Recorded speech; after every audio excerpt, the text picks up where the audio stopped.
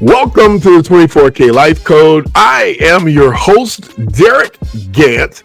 At the 24K Life, we like to believe that our job, our requirement, our purpose is to bring you amazing people that sole mission is to help you elevate, understand yourself, and live your best life possible. You know, when you live a good life, meaning that you have mastered yourself, you have mastered your mindset, it gives you an internal strength that you possibly didn't know you had. Now today, we have brought somebody, our first ever psychic, June Edward, and June is going to tell us about Mercury retrograde. We were just talking about it. She is going to tell us all the things that we need to know, or maybe not all the things, but most of the things that we need to know that I've always wanted to know, but was afraid to maybe ask. June, how are you? I'm fantastic. How are you doing tonight? I am doing wonderful. It has been one amazing weekend, an early start, or week, I should say. My sister turned 60 and on last Saturday, and we went out of the country to celebrate. She had 25 people. This tells you how special she is. She had 25 people that left the country during the most popular holiday of the year to spend time to celebrate her birthday, which means that they spent a pretty penny to have that done. So she is a very loved woman. That's fantastic. Absolutely. So June believes that is her job as a psychic medium to not only help people connect, but to help them connect with their loved ones and heal both sides. We're going to ask her about that, healing both sides. But she also looks to encourage others to embrace this life and be thankful for all the gifts that they receive in life every day. I am all excited to talk about all's fair in love and karma. I believe in karma. I've always believed in karma. So I want to start off with the premise, June, before I get into questions. My premise about psychics has always been that I believe in psychic ability. I believe in the insight. Now, the reason why is I grew up in a Pentecostal church where we had prophets and prophetesses. So I liken them to psychics, so to speak, because they would prophesy over your life and say, God has this prepared for you, and all those type of things. Now, my basic premise has been, yes, I believe, but I never wanted to go or have any of that done because I always believed that I was too, I won't use the word gullible, I'm going to say impressionable. And if I ever got any bad news, I probably would just throw in the towel. How many times have you heard that, June? So, first of all, let me say that there's no such thing as bad news. Everything in life is perspective, no matter what it is. That fixes it right there. I love that. And everything in life that happens, there's nothing that really happens to you. It's always happening for you, and it's happening for your highest and best. Everybody has hindsight. Hindsight's 20/20, right? You can look and see how something good came out of everything that's ever happened in your life. Doesn't matter how devastating you thought it was at the time. You overcame it and something better came, didn't it? Right. Absolutely. So everything in the universe has to stay in balance. And if we didn't have times that were sad, then we wouldn't know what joy is, would we? We would not. That is a good point. And everything is made of energy. Everything in the universe is energy. We are not the suit that's sitting here. We are the soul that's inside. And that soul is pure energy. And energy cannot be destroyed. It can only be created or changed. So here we go with, physics, quantum physics. Where does that energy go? It has to go somewhere. There's one of three places. It has to go somewhere. It has no choice. When it leaves the body, it has to go somewhere. The body is just a vessel that deteriorates, but the energy that's inside moves on. And everybody's born with that psychic ability that you're afraid of. That's that knowing. Everyone has had something in their life that they just knew they were supposed to do it, and they did it, and it worked out fine. That's your soul. So the suit that we're wearing, we have a brain in our head, right? Most of us. Well, your brain has a specific job. It's a computer. It helps you process all the information that you get, but it has a specific job. Your brain's job is to protect you. And how does it do that? It does it by creating fear. So people make their decisions based on fear. And when you do that, it's literally a crapshoot. It's 50-50 whether or not it's going to work out. But you're always questioning yourself whether or not you made the right decision.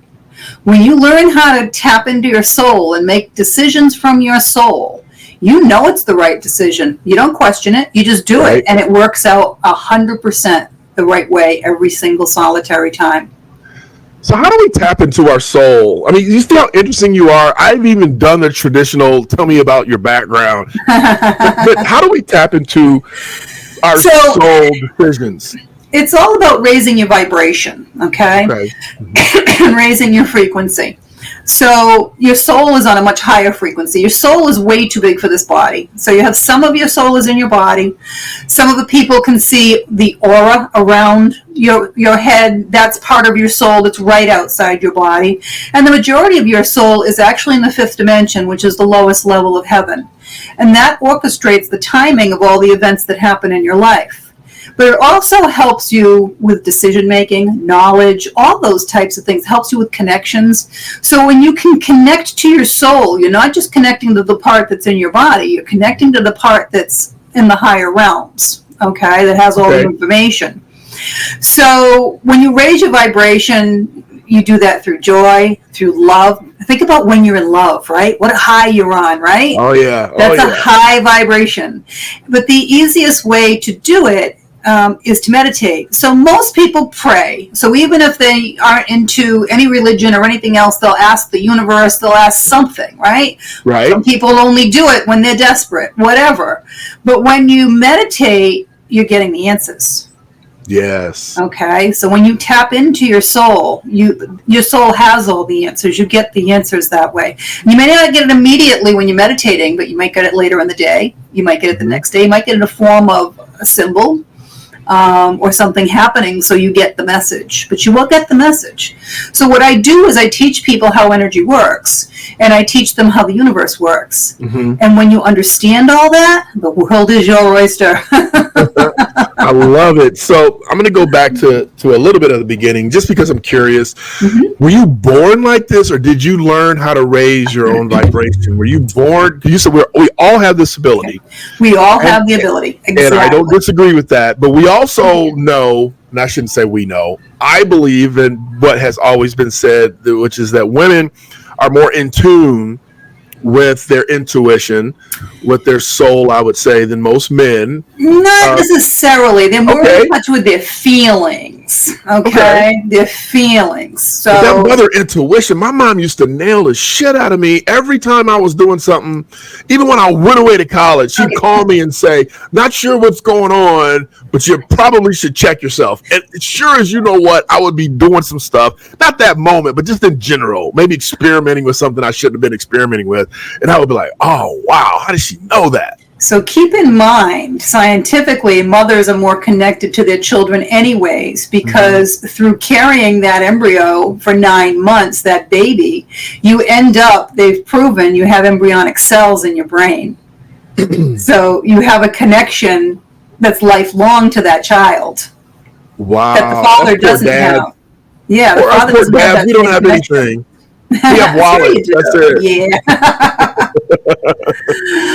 But yeah, everybody's born with psychic ability. Okay, but it's kind of like playing the piano. Some people sit down and just play chopsticks, right?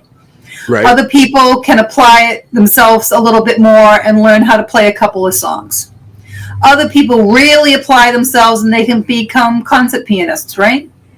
And then you have the child prodigy that sits down at 6 and plays Mozart. That's me. There you go. That was you. Yeah. Okay. I was born with a lot of ability, and apparently it's hereditary. My mom was a medium, and I didn't know that until later in life. Really? So, how old were you when you found out your mom was a medium? Well, my dad kidnapped the younger 5 of us when I was 10 and just told us my mom was crazy and that she threw us out, which was not true in either regard. And I didn't find out she was a medium until I was probably 40, maybe 35 or 40. And when my abilities opened up, I ended up going, to train with no knowledge at the exact same places my mom had trained 50 years earlier. And they remembered her. There was still some old people in the 90s that remembered her. But given that era, they did consider that crazy. Probably. It's so everything goes in cycles. If you want to go back a few thousand years ago, mental telepathy was taught. Children automatically. Time out. What?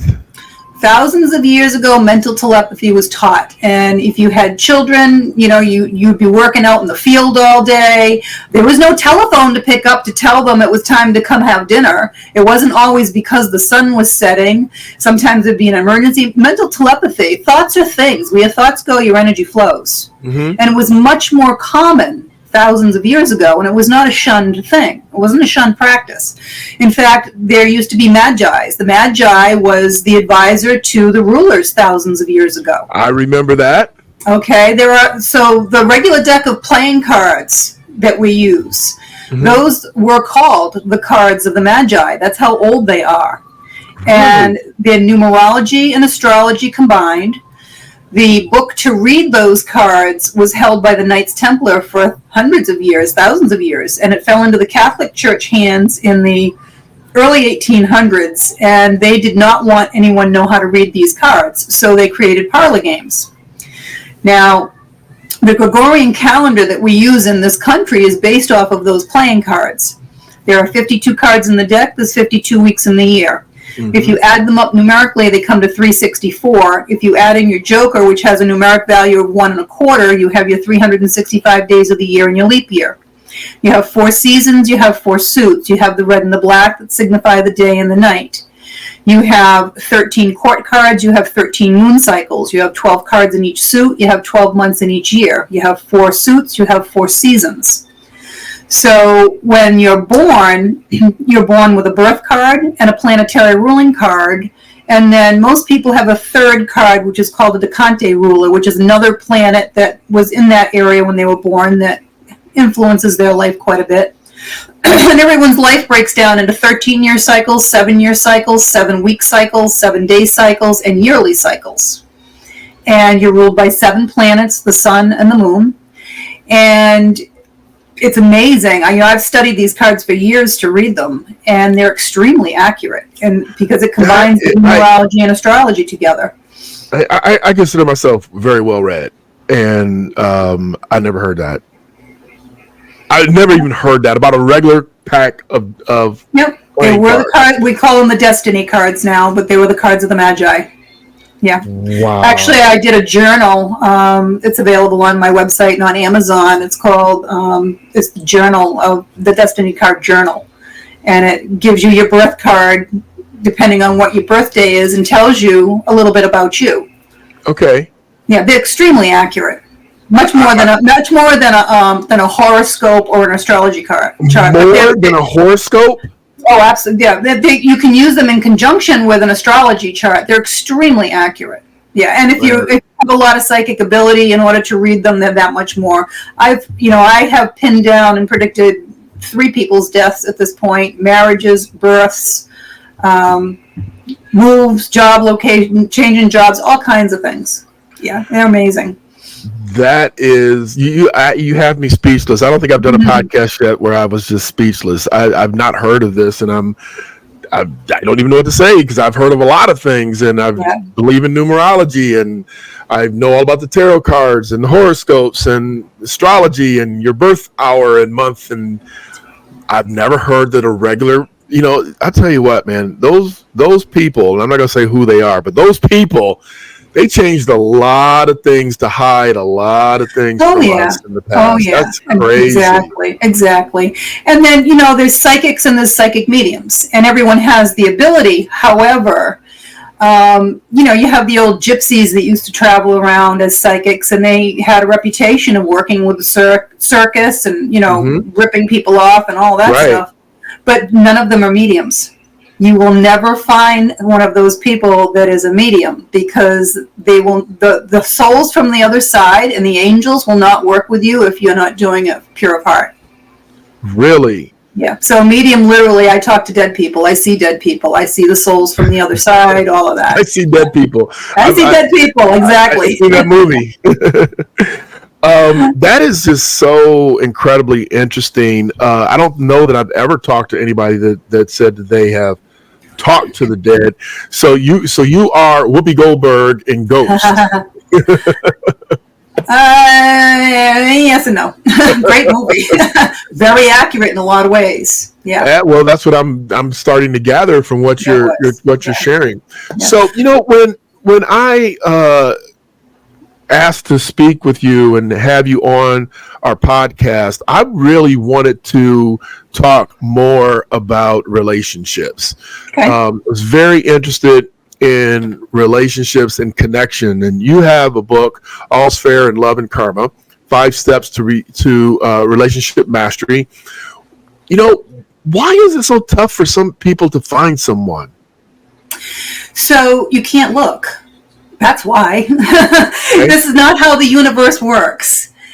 So we're all energy, okay? We're energetic beings. That's what our soul is. And we're like magnets. So we're always either attracting or we are repelling at any given time. Mm-hmm. And we're just like a radio station. You can't get the station in unless you're on the right frequency, right? Right. So the people that you're bringing into your life are based on your frequency. If you have a lower vibration, you're going to bring in people of lower vibration.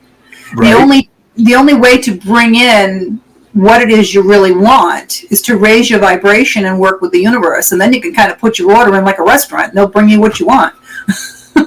I love it, but I just don't get it because, I know several people that to me are just great people. I mean, they're good people. They're not naysayers. They're not, I'm sure first of all, we all can raise our vibration. So I work on that as well. And we'll talk about that in a little bit, but they're good people. They're professional people. I believe they put themselves in. So you say don't look, but you can't sit at home and have a great frequency and somebody's going to appear. Don't you have to You don't have to look, but you can put yourself out there. Mm-hmm. So we planned this life before we came here. That's the other thing. Okay. There's no accidents. Everything that happens for a reason, and it happens the way it's supposed to work and supposed to happen. So if someone has not come into their life yet, it's because they're not supposed to be there. That's the first thing. Okay. Okay. And as much as they say they want, maybe they really don't want. Maybe they're really focusing on something else instead right now. Because again, our thoughts are things, and where your thoughts go, your energy flows. You also have to have the space in your life. So if you're working 60 hours a week, you don't have that space, right? Right. So the universe can't fill that space. It's just like if you're having a sexual relationship, just friends with benefits, right? Okay. But I want a relationship. Well, you've already gotten 50% of it fulfilled with friends with benefits, right? Right. So that need is being fulfilled. The universe isn't going to bring it because that need is already being filled in one way or another. Okay. So you have to have the opening in your life, first of all. It has to be something that was planned. And again, you're gonna bring people in your life that are supposed to be there. There's 3 different types of relationships. Okay. You have a karmic relationship. So a karmic relationship is somebody from a past life that either you owe them something karmically or they owe you. Okay. Let's say, and it doesn't have to be a sexual relationship or a romantic relationship. Say you stole money from someone in a past relationship. They may come back in this lifetime and be your boss to teach you a lesson in regards to money. Okay. But everyone that comes into your life is coming into your life to help teach you something, or you teach them, even a karmic relationship. So a karmic relationship never really feels comfortable. You're always looking for the red flags. You're always waiting for the shoe to drop, or you're looking behind your show. It's never really comfortable. Okay. And It can last a short time. It can last a long time. It really depends how stubborn people are and how long it takes them to learn their lesson. But when one or the other learn their lesson, it ends immediately. It's like you wake up one morning and you're like, why am I even with you? Okay? Right. And if you both learned the lesson you were supposed to learn, it will end amicably. If only one of you learned the lesson, it will end, but it won't be amicable. Okay. Then you have a soulmate relationship. A soulmate is also supposed to teach you something, but it's also there to afford you some love and affection and comfort while you're learning your lesson. Okay. And they always feel really good. Feels like you've known them a long time. Sometimes they progress fairly quickly. And after you've learned your lesson, excuse me, you can still stay together. It really depends on what you two planned. Mm-hmm. And I mean, anybody can be a soulmate. You can have your son as a soulmate. Your dog can be a soulmate. There are thousands of soulmates out there for everybody, just as there are thousands of karmic relationships out there for people. Okay. So that answers that question, because obviously I was going to ask that. What's the whole thing about this is my soulmate? You have thousands. You could have thousands. There's thousands. It really depends on who it was and who you plan to bring in. And some of them last a short time and some of them last a long time. Right. And then we have the twin flame, which is extremely rare. There is so much misinformation out on the internet about them. It's incredible. You know, the Netflix special is ruining that. Have you seen that? I have not, but there's just too much misinformation, and it's not. Everybody thinks it's this wildly romantic relationship. It's not. It's literally a soulmate and a karmic relationship on steroids. Okay. It only lasts a very short period of time, from a few weeks to a few months, and it comes into your life to literally shake you up and change the entire direction of your life and put you on the path that you're supposed to be on. Okay, it's literally one soul that split into two on the other side and came back in two different bodies. Really? So they have a ridiculous psychic connection. They already have unconditional love down pat, but they cannot get back together until they both learn their 5 soul lessons and are on the path that they're supposed to be on. They have a higher calling on this lifetime than most people. They're here to literally change the world. Really? Okay. They're very, very difficult. They're heart-wrenching. And most of them do not get back together in this lifetime because one or the other cannot learn all of their lessons and get on the path they're supposed to be on. They can't get out of living in fear. And until you learn those lessons, the two of them cannot get back together. But they will meet up in every lifetime. And literally change each other's lives. Yeah. So where does this, where do you believe this leads us to, unified energy? Are we all one? Are we all part of one? Is God, are we all part of the spirit of God? I mean, where does this take us in your opinion? So I'm going to tell you that there's thousands of religions out there. There's like 1,700 recognized religions just in the United States.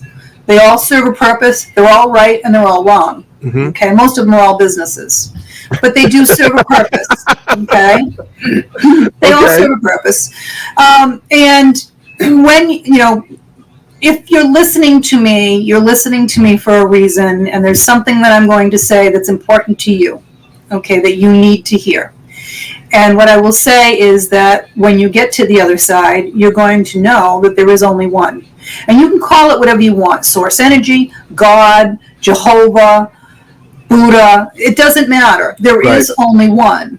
And yes, when an ovum and an egg make a connection and to make a child, they've shown, even if it's in a petri dish, when that happens, there is a spark of electricity that happens at that moment. That is the God spark. That is the soul at that point.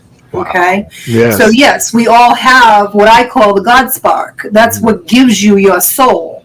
Without that, you don't have a soul. Right. That's why you can't make a robot with a soul. It does not have a God spark in it. Right. So it's not that we're all one, but we all come from one, and that we are all here to help each other. We all have different journeys. Mm. No one is an island. No one gets through this alone, and you're not supposed to. Right. It's all part of the lessons that you're supposed to be learning. Man, I really appreciate you sharing these insights with me, with us, with our community. Everything you said, I concur with, I understand, and I agree with, except for the cards. I didn't know about that. But let's talk about if you could give us some examples of how you practice. I'm not sure what you call it, if you practice or work or desire to raise your energy, to raise your vibration. What's that look like for you, or what should it look like for somebody that's maybe just getting started? I know those are polar opposites, but okay. So all right. So we live in 3D here. Okay. Mm-hmm. The lowest level of heaven is 5D. That little sandwich space in the middle is 4D. Okay. Okay. I died when I was 27. I went to the other side and I came back here by choice. But when you want to start talking about quantum physics and the speed of light is over 300 million miles a second, right? When your soul goes into that light, that's how high your vibration is. When I came back into this body, my vibration is automatically much higher than most people's. So for me, it's extremely easy to connect, okay? But keep in mind, most people that come back from that experience cannot recreate that feeling here, and a lot of them commit suicide. All right, because the vibration here on Earth is much lower. Yes. So wait. So you went to the other side. There are other people that have gone to the other side. You said clearly you chose to come back. I did. But when they chose to come back, assuming they had a choice, they chose to come back. I don't know. A lot of people don't have a choice. It wasn't their time, and they get pulled right back. Okay, but then it was so much love. So amazing. They can't take what reality. The vibration there is so high. It's just amazing. Okay, mm-hmm. But if you've had an NDE, which is what they call it, because the scientists can't quantify it, you can get that feeling back. You can get it back through meditation. So by meditating, you get in touch with your soul. And you're contacting the part of your soul that's not really in your body. It's in the fifth dimension. Mm-hmm. So you can get that feeling back by, getting in touch with that part of your soul. So and for everyone else, same thing. When you learn how to meditate, it's cumulative. Everybody says, I can't meditate. I can't shut my brain off. That's everyone. And it was me too. I had 5 businesses I was running when I started meditating. Okay. It's cumulative. And it's so important that I have directions to meditate in every one of my books. And there's a free webinar you can take on my website, juneedwood.com, and learn about energy. And if you do the whole webinar, then it will automatically send you written instructions on how to meditate properly. Because most people don't do it properly and don't protect themselves, and you need to. So when you meditate, I recommend that you start out 20 minutes a day, 3 times a day. No more, no less, and set a timer. Because until you get very proficient at it, it's going to take you 18 or 19 minutes to really get in touch with your soul. And you'll feel it when you get in touch with your soul. It's a euphoric feeling. Okay, it's just like getting high or having a few drinks. You'll feel it. Okay. Right. But then the trick in life is to balance your energy, because for every high there's a low, right? Mm-hmm. Exactly. Yeah. So, but it's cumulative. So just because you can't see them, they can see you. You can't see the air you're breathing, but it's there, isn't it? Absolutely. You can't see the microwaves cooking your food, but something's cooking your food in that microwave, isn't it? Absolutely. And just because you can't see the souls that are on the other side or the ones that are here doesn't mean they can't see you. Mm-hmm. It's like a 2-way mirror. They can see you, they can hear you, they can even touch you, because a lot of them have a lot of energy. And it's like they're banging on the glass. I'm here, I'm here. They want you to know they're here. And through meditation, you'll start to see their faces, and you'll start to hear them, and you'll start getting downloads of information from the part of your soul that's on the other side. You'll start getting, your ears will start to ring. That's downloading into your computer brain. So you'll suddenly have information and knowledge that you didn't have previously. Wow. So you're do you believe in the Akashic records? You're tapping into all the all-knowing? I read the Akashic records, and Okay. I got there accidentally when I was meditating. And yeah, Like, when I tripped into this library of yeah, amazing. exactly. So I spent a year and a half training in order to learn how to turn my abilities on and off, because when they opened up again, I was just freaked right out. I didn't know how to shut it off. Wow. And I got there by accident in a meditation, and I recognized it immediately as similar to when I died. You know, it's all very white and bright, and I'm like, where am I? And I was told it's the Hall of Knowledge. And I'm like, well, tell me more. I'm all about knowledge. I want to learn. Right. So they took me over to this area, and I looked down. It was like a spiral that went down full of books. And mine just floated up. They handed it to me. I went into a side room and opened it up. And then it was the same as when I had my life review. It's like sitting in the front row of an IMAX movie, and the whole thing just opens up in front of you like a movie. Wow. So I can get back there. How do you feel at that moment? It's amazing. I mean, it's very euphoric for me when I go back there. That's, the high vibration. It's amazing. But my energy is balanced, so I don't have the high highs and the low lows. Right. But it's still a euphoric feeling when you're there. Yeah, it's really amazing. And the information you get is incredible. Oh, obviously. Let's go back to the meditation. And I am going to go take your course, and I'm going to encourage everyone else to go to juneedward.com and check it out yourself. But just in simple terms, there's a lot of forms of meditation. Are you recommending just isolation, quiet, no? The only time you want to do a guided meditation is maybe when you're first doing meditation, when you're first starting out, just so you can get into the feel of it. Okay. And into the relaxation of it. And then the only other time you want to do that is if it's for a specific reason. Like I used to do guided meditations for people to meet their soul. Okay. And meet their spirit animal. Something like that, you'd need to do a guided meditation. But in order to just connect to your soul on the other side and raise your vibration, you just want to get some very soft music that it's in the background, or some white noise or something for you to focus on. You can go outside and do it in nature and listen to the birds and the wind. Okay. Just something that gets you out of your brain, out of that computer head. So does the Om work? I've done that too. Yeah, that works. Okay. And individuals will find what works for them. Everybody's a little different, so different things work for different people. So my 20 minutes once a day, I'm only a third of the way there. I need to go ahead and add an afternoon and an evening. Yeah, and you need to make sure that you're staying grounded. And setting a timer. So, I was making meatballs one day, and they needed another 10 minutes in the oven. So I figured I'll just sit here and meditate for 10 minutes. And I didn't set a timer. And I woke up over an hour later. Always be sitting up in a chair too, feet on the floor. I came out of it. It was an hour later. The time just went so quickly. Right. And I'm like, oh my God, I got to get stuff going. And I ran upstairs and started getting the laundry together. And I came down and I noticed the oven. And I'm like, oh no, I forgot to shut the oven off after I took the meatballs out. Then I'm like, oh my God, I never took the meatballs out. And of course, they were like burnt to a little crisp in there. And that's what being ungrounded is like. You become like an airhead, okay, if you're not grounded properly. So use a timer and know what's going on. Yeah, you have to, when you need to call the rest of your soul back into your body, it needs to know that it's back in here and not out there floating around. I love it. That is so insightful, and I'm going to add 2 more to my routine, and we'll see. I know a lot of times not a lot of times. Most days I do 20 minutes in the morning. And every once in a while, if I'm not like really centered, as you were saying, or balanced, I'll add an evening so I can kind of chill and go to bed.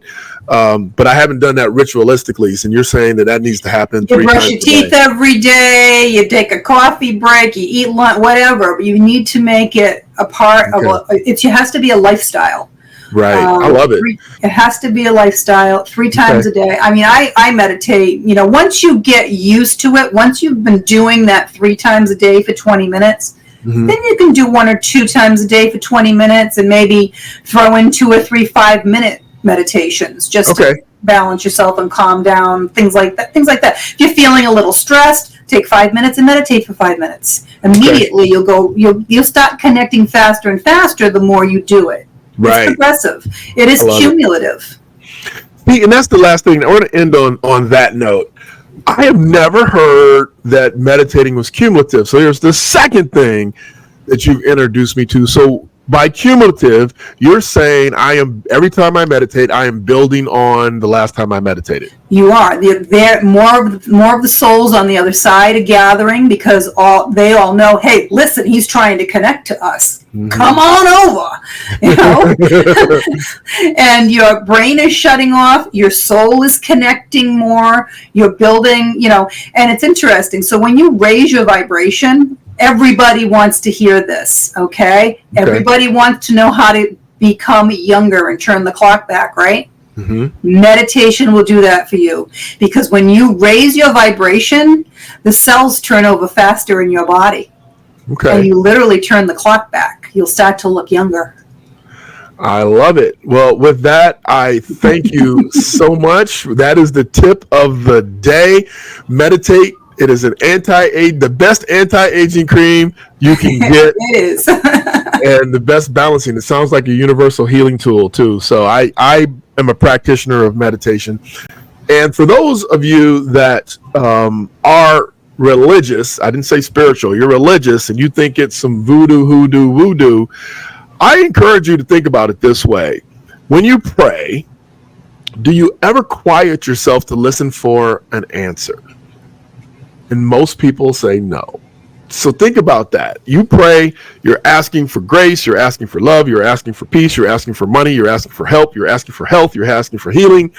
But do you ever quiet yourself to just listen for the answer from God? So that is what they call meditation.